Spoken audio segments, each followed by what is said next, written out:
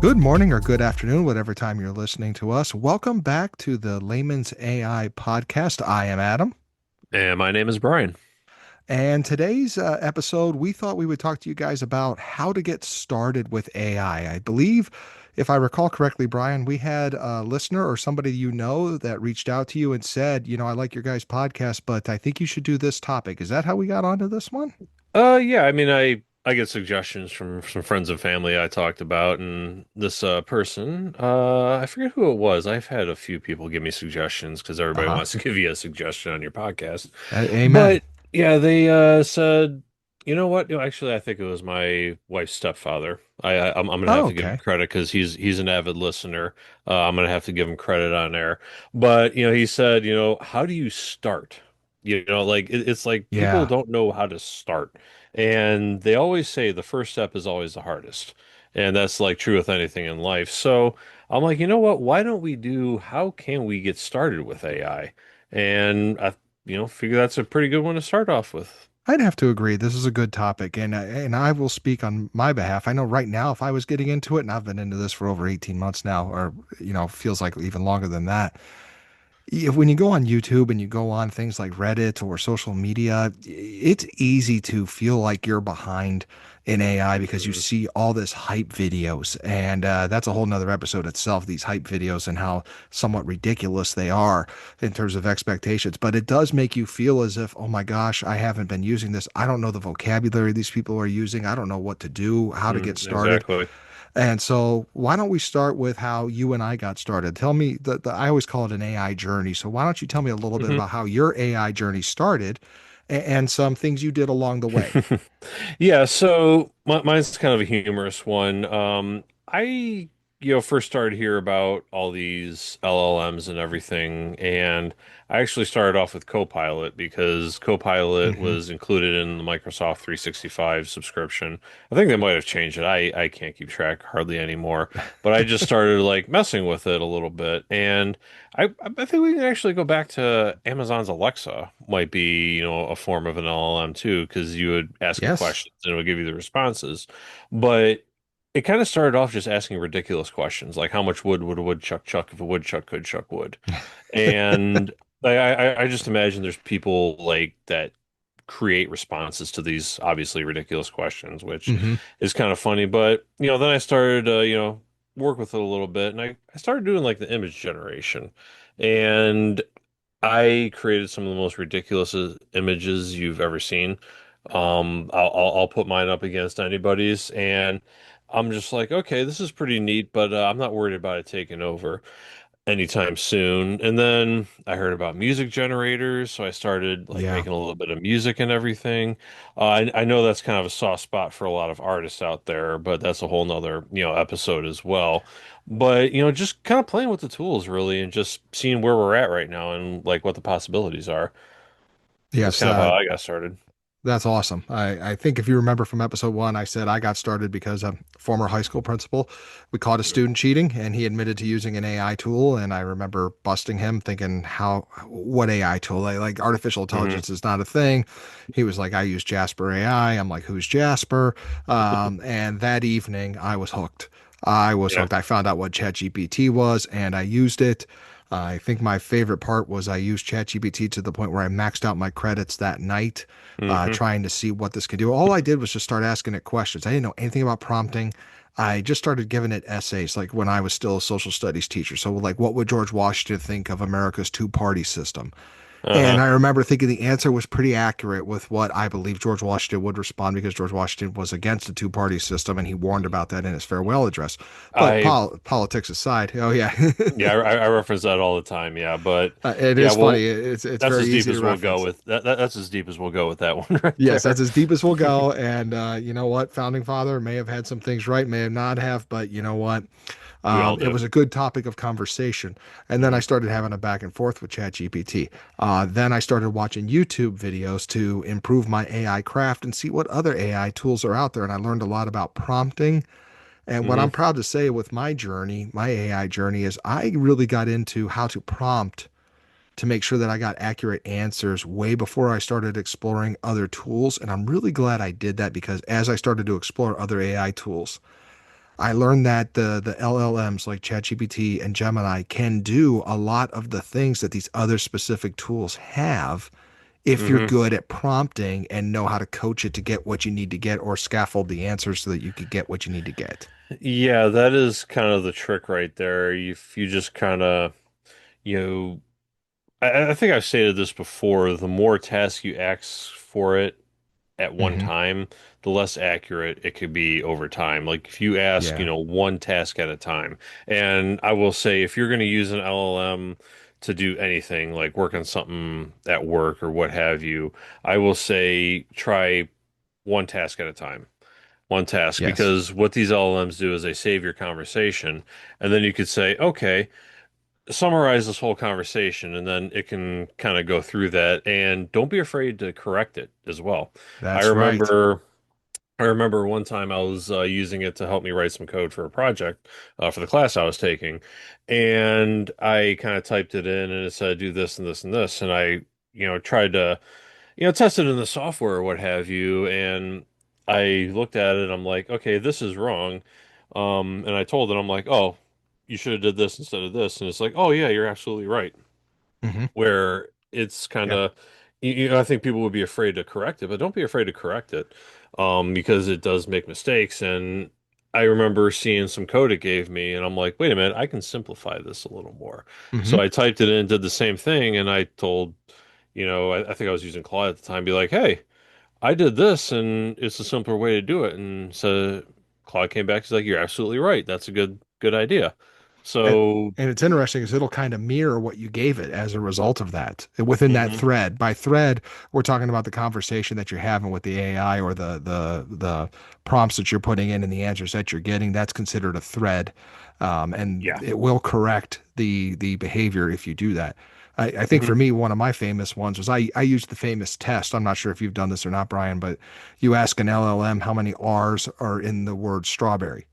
mm Most LLMs respond with two, and then mm you correct it and say the actual answer is three R's ah. in the word strawberry. And it's funny to this day that is still one of the measurements for an LLM is how many R's are in the word strawberry. So Mm. don't be afraid to go to Brian's point. Don't be afraid to correct it and say that it's wrong. And I've also done that on opinionated questions as well to try to. I one night I was a little bored, didn't have anything better to do. It's amazing how often that happens when you turn 40 and have kids. Yeah. And I actually had ChatGPT debate Gemini on who was the better football dynasty, the 80s Niners or the 70s Steelers.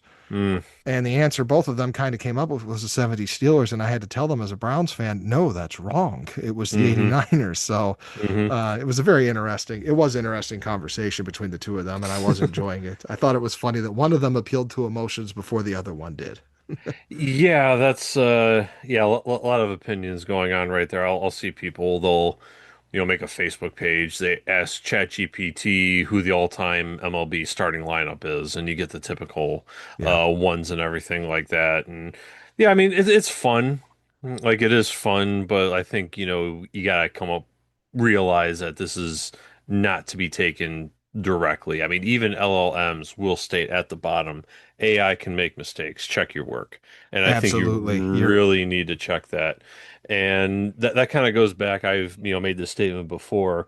If you're going to use AI to code, you still have to learn how to code. Like, and if you learn how to code, you will use this so much better. And that goes true, I think, with Yeah. any profession that you're in. If you know your profession, you can still use this AI tool for your profession, but you still need to know that profession. Hmm.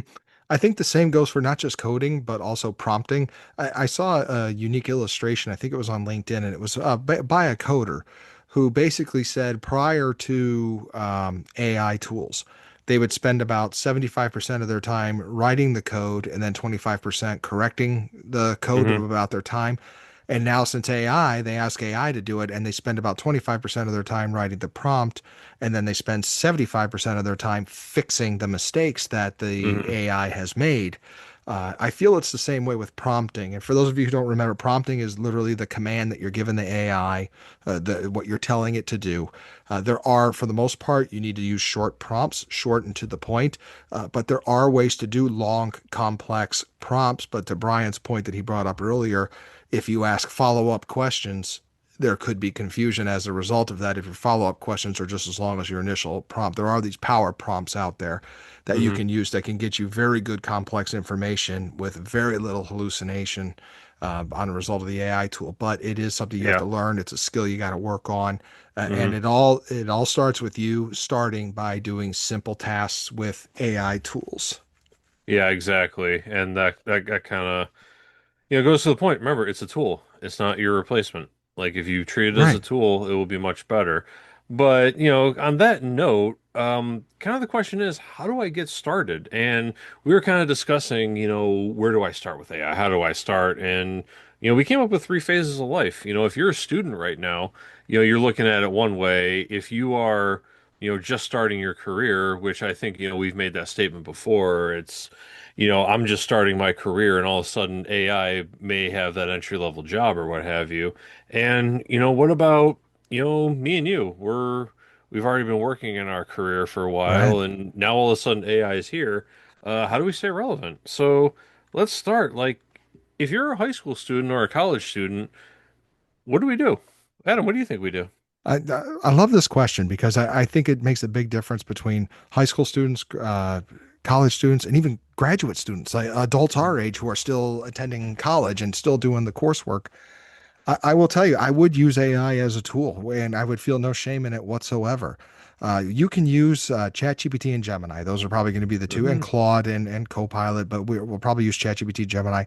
You can use those to break down concepts from a class. You can use it to create study guides for you. And here's something that's very important. Time. Hmm. Time is a luxury, and the older we get, we know that time's a very big luxury. Hmm. You can upload PDFs to Gemini, to ChatGPT, and Hmm. get the important points and an outline from it. And it's usually very accurate. It hardly ever hallucinates. Yeah, Eh, that's one thing to definitely use right there. Just like kind of test it. I say like mhm, just sort of test it right now is right. sort of where I would go into that. And like you said, if you're taking notes in class, write down your notes and everything, and then pay attention. Hmm. Learn the subject. I think it goes back to my earlier point, and I will repeat this probably every episode. Learn the subject you want AI to help you with. Like, don't let Correct. AI take over that subject. Always know the subject. And as you're a student, learn the subject. And then as you're learning, take the notes, take your ideas, and you can throw them into an LLM. And there's, the new one out.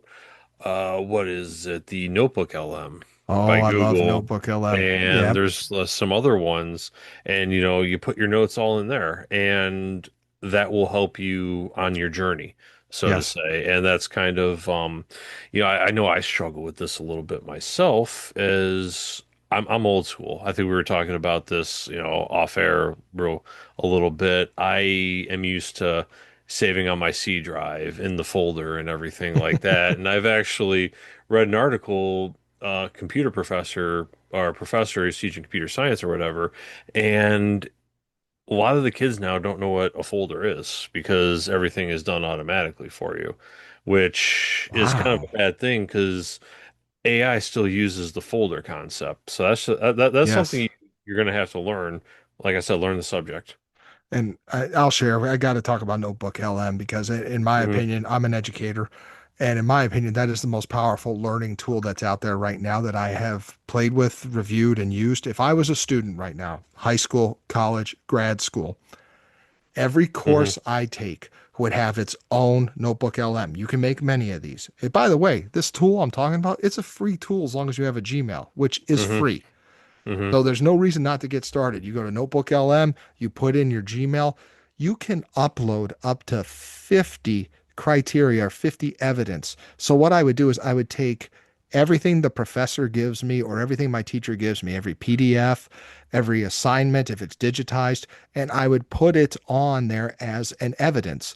And Hmm. then it can create study guides, mind Hmm. maps, even a podcast that is a male and Mm. female voice talking like you and I are talking right now that can summarize the information I wanted to give. So that's powerful because if I'm an auditory learner, Hmm. I'm going to learn by listening to that podcast while I'm on my way to school Wow. or I'm on my way to work.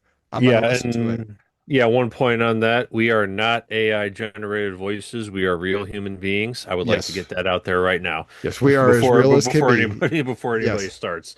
But no, that's interesting because yeah, I admit I don't know a lot of these tools like right now. This is so new to Hmm. me.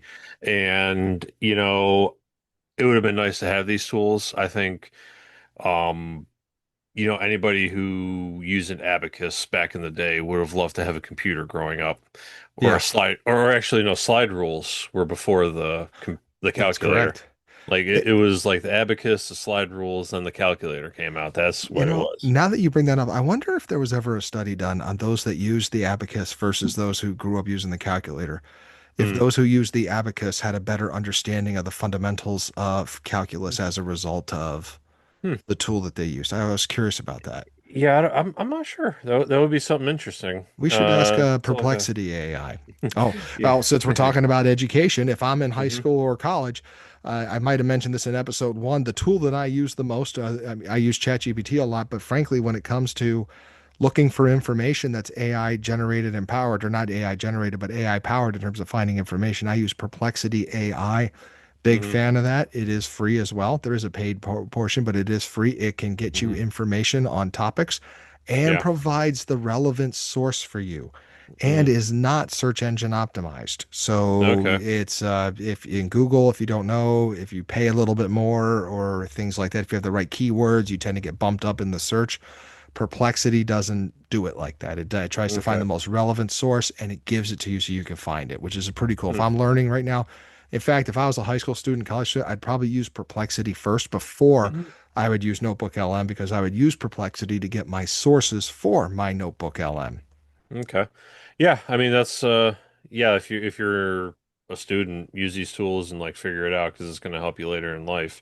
So, what if I'm not a student now? What if I just Okay. graduated college? I am just starting my career and I'm finally out of that little bubble between a kid and a grown up, and I'm a Mm-hmm. full-blown grown up right now. Yep. 'Cause I think, we've stated this before, this is probably the scariest point at this moment for like the age brackets is people who are just starting because companies are starting to look for ways to use AI for the entry level positions. Yes. So if I am starting out, how do I do this? Like, what do I use? Well, again, it goes back to make sure you understand you use it as a tool to help you. So you want to use it to stand out. I will share with you the first thing I did with the first true use of AI that I used in work, not just research, not just learning, but Hmm. in work. I used it to draft emails for me and not specific, nothing that had like a lot of names in it or had data that really shouldn't have been Hmm. shared or confidentiality. I didn't violate any of that because I was well aware AI remembers everything you put into it.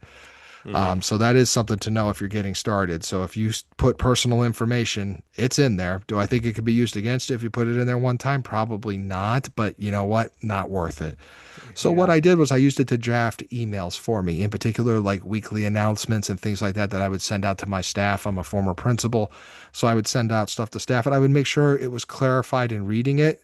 And what it Hmm. did a very good job of was it gave me a format that made sense in terms of how it formatted the email. So that was my first practical use of it. And if I'm early in my career, I would gladly use AI to help me craft emails. Yeah, I mean that's it goes back to automating the process. I mean, I've, Hmm. stated I have a background in the automation industry, and that's what we've done on factory floors and stuff like that. We've automated that process.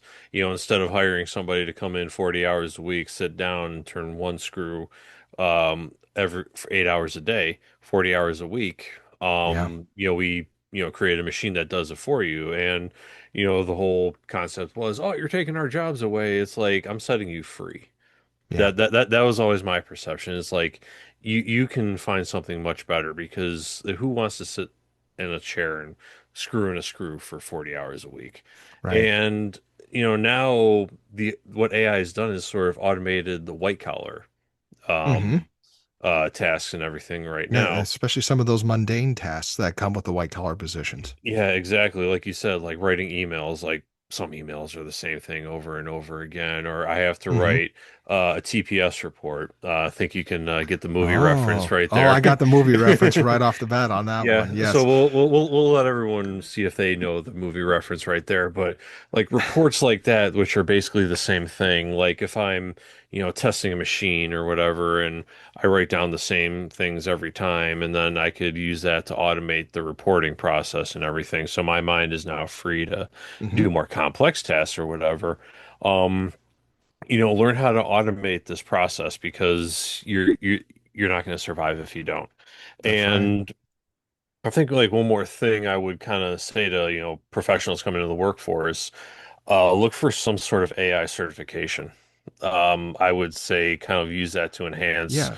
any of your degree or what have you, because if you get like some kind of AI certification, like anything, that would really help you out in this getting your career going. It will. And I don't think people realize that there's lots of options out there that are relatively affordable, realistic, Hmm. can be done Yes. on your time. I Hmm. have seen free ones. I don't know if they hold as much weight as something from a college or a university, but I'm sure they Hmm. still hold some sort of weight. And Yeah. along the lines of if you're just getting started in your career, thinking about this, something you can do is like with ChatGPT and Gemini.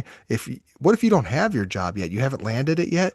You can, if you got an interview coming up, you can upload the job description of the job you're applying for to like Google Gemini and say, Hmm. provide me some possible or potential interview questions that an employer may ask for this position Yeah. to interview prep. That's a great way to use AI, because Yeah. chances are those places are using AI to generate the questions they want to ask anyways. Hmm. Yeah, and maybe Um, kind of what I'm thinking here is if you have your resume or what have you, Oh you yeah. could take your resume and you could take all these job descriptions and everything like that, and you say, Hmm. does this apply to my resume? Is this what I'm looking for? And you can start weeding out, jobs that, maybe Right. you think it's okay, but really it's not. And then you could apply for fewer positions like that and like find some other Something positions like more that. meaningful.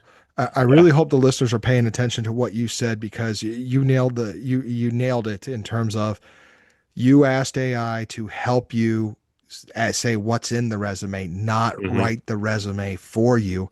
Yeah. I hope some people know if you ask AI to write the resume for you and you upload it online, it will They're get gonna know. caught as it'll be red flagged as an AI written resume, and they may not even assume you're a Yeah. real person. I don't know what the details are of that. Yeah. Yeah, don't do that. But definitely, there's nothing wrong with uploading your resume, the job description, and then asking it to critique your resume. Hmm. I've actually asked AI to critique a presentation I uploaded. I was able to upload when ChatGPT first had the feature. I was able to upload a PowerPoint. I know that's old school, but I Hmm. uploaded a PowerPoint and I asked it to critique it and see what I was missing. You know what? It was awesome.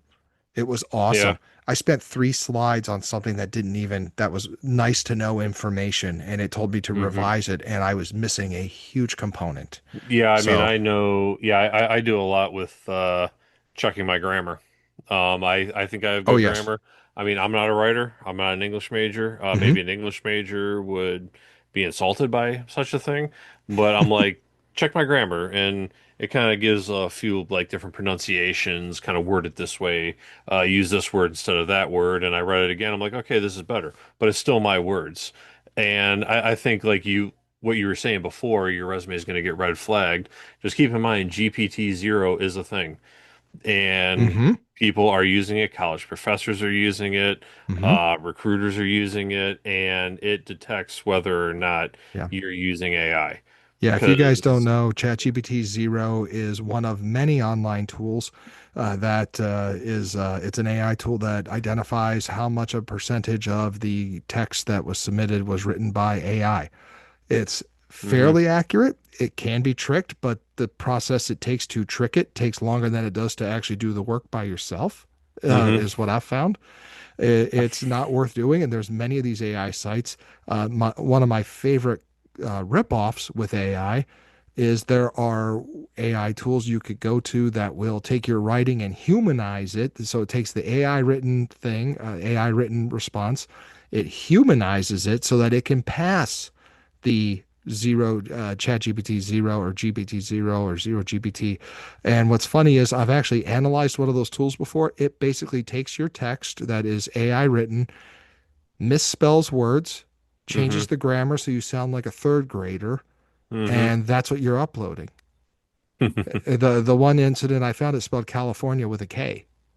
Yeah, And I thought, well, yeah, AI is not going to make that mistake, but a human that makes that mistake is not going to land a job anytime soon. Like, exactly, exactly. So yeah, it's some interesting stuff and uh yeah, I would say, you went to school, you did, you're trying to get into that job or whatever, but suddenly this, societal shift like it just gets dropped upon you. Don't fight it. hmm Try to find yeah, some way to use it, and taking a class and getting like a kind of a bit of a certification as to how to use AI too, and learn it essentially because genie's out of the bottle, bottle is destroyed, yep. and nobody's building a new one. So Amen. might want to go through with that. Let's But uh let's move on to the third phase that we came up with, which we're calling uh, midlife and older adults, which I actually yeah. sadly think that is us now. Yeah, that's yeah, life comes at you hard and it's like my grandfather always told me it beats the alternative. But yeah, I'd say both of us are pretty established in our careers. I mean, Mhm. you were a high school principal. I've been working, in my industry for quite a while and everything. Now suddenly AI is here and it hasn't um taken over us yet. It hasn't replaced us yet, but we're tasked with finding ways to make it better. I'd say people at our Right. level are. hmm I And would, how do we use it? We're still answering that question. That question has not yeah, been answered yet. yeah, In either of it's, our industries, and we're talking two different industries here, hmm even though some could argue education is automated, which whole nother yeah, discussion in itself. But yeah, I go back to how do we use it at this point in our lives? And if I'm just getting started, trying to bring it back to the main point, what are some things I can do? Some of the things you could do if you're just getting started, you could do simple recipes, like healthy recipes. There's nothing wrong with that. Like hmm say, here's the ingredients I have in my house. What's something healthy I can eat? It'll whip up hmm a decent recipe for you. You can use health and wellness suggestions. I would take that with a grain of salt. hmm You can use it to summarize long text, which at our age, time is a luxury. We both have children. hmm So as a result of that, sometimes we don't have as much time to do things as we want, so we need things summarized for us. And there's nothing wrong with using AI to summarize things for you. hmm I've actually used AI to summarize YouTube videos before. I uh, don't have time to watch 35 minutes, so take a look at the text and tell me the gist of the main points of this. yeah, that's something I'd like to get into too. Then I can tell it to leave the opinions out of it because sometimes I'm watching a YouTube video for information and the person will start rambling on with opinions and everything. But it's kind of difficult um as to like how we would go about it because we're either not going to be replaced within our lifetime or we're going hmm to be slowly replaced by retirement. Um I would say like if you're in, that situation, figure out what you can do with it. hmm 'Cause, the knowledge that we like have and others in our position have, we have knowledge of the industry on where it's been. And you got to know where you've been to know where you got to go. And I think that, with our knowledge and our experience and everything, people like in our age bracket, we can help, make this AI better for the next generation. It's kind of that old adage, you plant a tree so your grandkids can enjoy the shade. And I think that sort of Ooh. metaphor kind of goes along with this. I know I just got deep right there. Maybe that's everybody's aha moment. But I would say your kids are gonna be growing up with this. Like my kids are gonna start learning it faster than I think. I know your kids are a little bit older. They might be starting to learn a little bit already, but you know, make it good. I would say Hmm. like find a way to make it something good so it's not, a trash product going forward. I love that. The analogy I use when it comes to an AI journey, how we're talking about getting started, I use the term compasses are greater than maps. Hmm. And it's right along with what you said. You need to experience it. You need to figure out how it works for you. You could follow the same path somebody else used with AI. That's not necessarily what you need to do. That's not necessarily going to get you where you need to go. You just need to go with it. Hmm. It's like a true journey. And you and I are about to go into the conversation of tools that we can use to get us started. But that's, I hope that's a big takeaway as well, is you know what you got to do to get started. You got to get started. And we're Hmm. gonna, when we wrap it up in a little bit, we'll talk about some minor tips you guys can do to get started. But as far as tools go, I think it's safe to say an LLM is probably the safest and best place to get started. And by I LLM, yeah, go Yeah, ahead, Brad. no, I mean, I was gonna say I can't think of another area to start Right, besides like getting it's into an easy. LLM and Yeah. everything. And yeah, you can chat with it and ask it questions about, AI. What AI tools can I use for this? And I've Yep. used it to help develop workflows for everything. And I'm starting to look into agentic AI, like how to put Hmm. AI agents together, which that's a whole another episode right there. So stay tuned Oh, for that's a that because big that's a big episode right there. that one's coming up soon. And Mhm. I am asking an LLM like, how can I create a workflow for an agent? And I am asking it questions. It's giving me tips and everything. And I'm kind of filtering through it and everything, and it is actually helping me build an agentic AI. So, Nice. yeah, LLMs, there's no other place to start, in my Yeah. opinion. And so for those of you who are listening, LLMs, the basic ones are there's the big three. There's ChatGPT, and again, you can just Google these, sign up. I got to say this: one of the biggest mistakes I made early on in AI was I would get duped that I had to buy the paid version of Yeah, it. yeah. You do not need to do that. Hmm. I tell everybody if I'm doing a basic workshop for how to use AI tools, I tell everybody subscribe to the big three, all three of Hmm. them. The big three would be ChatGPT, Claude, and Google Gemini. Hmm. And once you're out of tokens with one, go right over to the other, Hmm. and then go right over to the third one. And if Hmm. you run out of tokens, then wait a couple minutes and go back to, or not, okay, it's actually more like a couple hours, but that's only happened to Yeah. me like once or twice. If you're running out of tokens using all three, you're probably sitting down for too long. Yeah, like go Uh, go outside, take a walk, yeah, go bird enjoy the watching or day. something. But I would pick one of those three and I would just start Hmm. asking some fun questions. And I would probably Yeah. not choose work. I would probably choose hobbies or special interests. So if you're a historian, start asking it some questions. Have a conversation with it. See what it can do. Don't be afraid to say, where did you get your answer from? Don't be afraid to say that. Yeah. Don't ask it for fantasy football advice. It's terrible. Terrible. Yeah, I don't know anything about fantasy football. But Oh, yeah, like one good thing I think we mentioned this before is a lot of these LLMs are starting to give source links, which I would mhm. encourage. Check those Yes. sources, look at those sources, and Yes.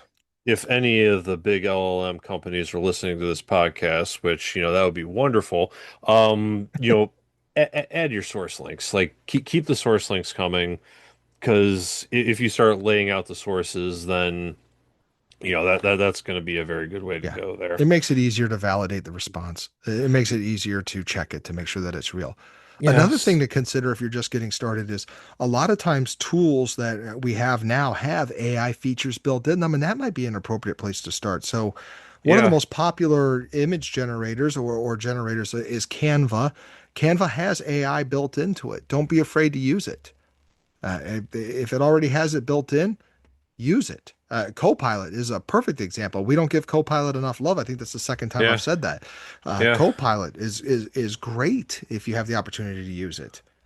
Yeah. And yeah, I mean, I have Copilot built into Teams at work. Like we use Microsoft Teams at work, and Copilot is now baked into Microsoft Teams, which Hmm. I use it a lot there when I'm, doing any kind of work or anything like that. But, keep going on that. And, other tools too. Don't be afraid to look at some other ones. I know Notebook LM is one of the big ones. Hmm. We've kind of touched on that. We have. Start learning that one. Like start to look at it. I Yeah. need to look at it more. And there's other ones too. It's not the only one. I'm kind of did a little search right there. Notion, Evernote, Microsoft OneNote is another one right there. Oh yes. Uh, yeah, I feel No, like Notion is very powerful for the young, keeping you organized at work, keeping you organized in your personal life. Notion's very powerful organizer, date yeah. planner, lots of options. Notion's very popular. It, I've played around with it. It's pretty cool. Hmm. It is pretty cool to check out and play around with. Definitely watch some YouTube videos on that too. Yeah, I would definitely like after an LLM look for something like that to sort of Yeah. use because I mean like I stated before, I'm kind of old school.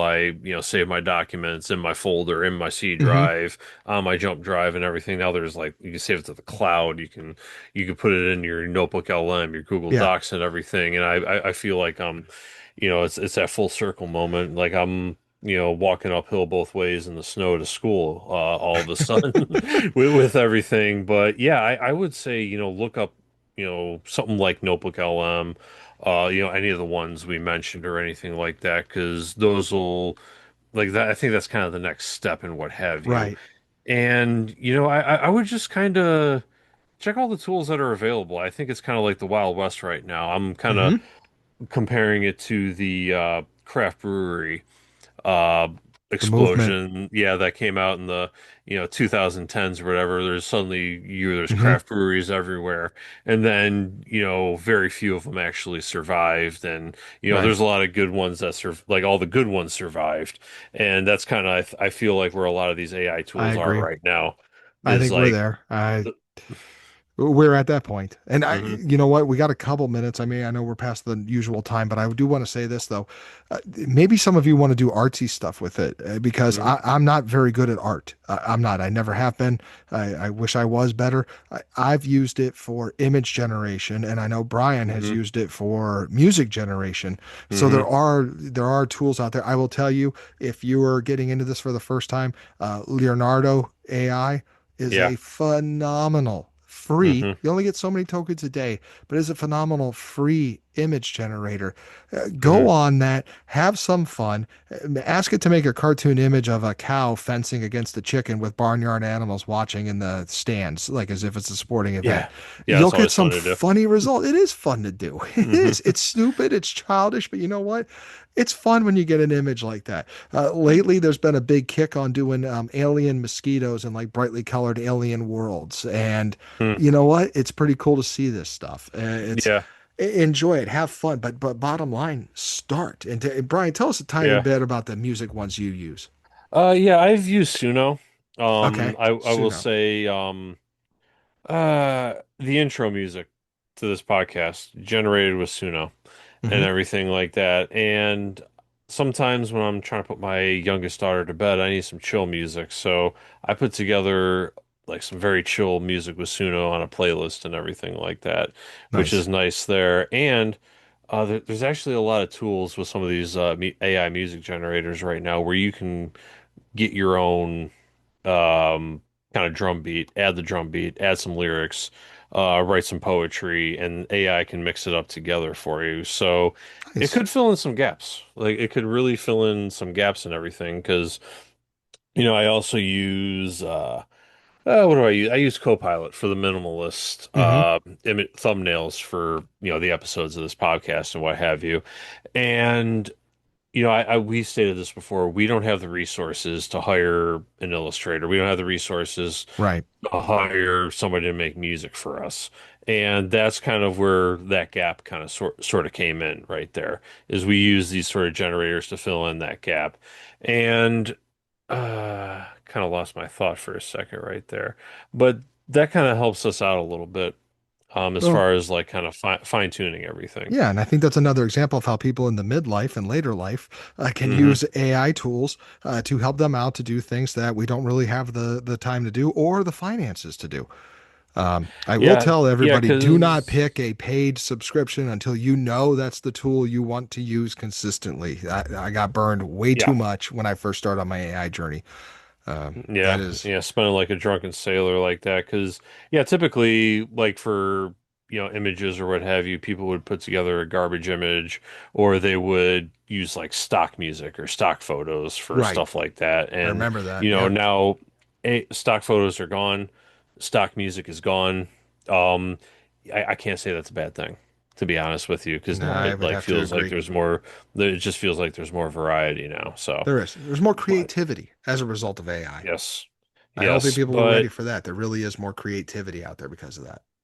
yeah. So, final thoughts from you, Adam. What do you think? My final thought, if you want to get started with AI, the best example I can think of, the best thing to do is pick a tool and just start playing with it. It's that Hmm. simple. It is that simple. It's not hard. Get started with it. When you get enjoying it, watch some YouTube videos on how to do it better and interact with it better. That's my biggest Hmm. takeaway from getting started with AI. That's what I would do. Yeah, I mean that's kind of echo that sentiment right there. Is just like pick a tool, start with it. Don't be afraid of it. Yeah, you're not It's going to break here. it. Yeah, it's here. You want to be judged by somebody, then like allow it to happen. Whatever. People have been judging new technology consecutively since the beginning of mankind. So Hmm. don't worry about that and everything. And you know. Just enjoy it.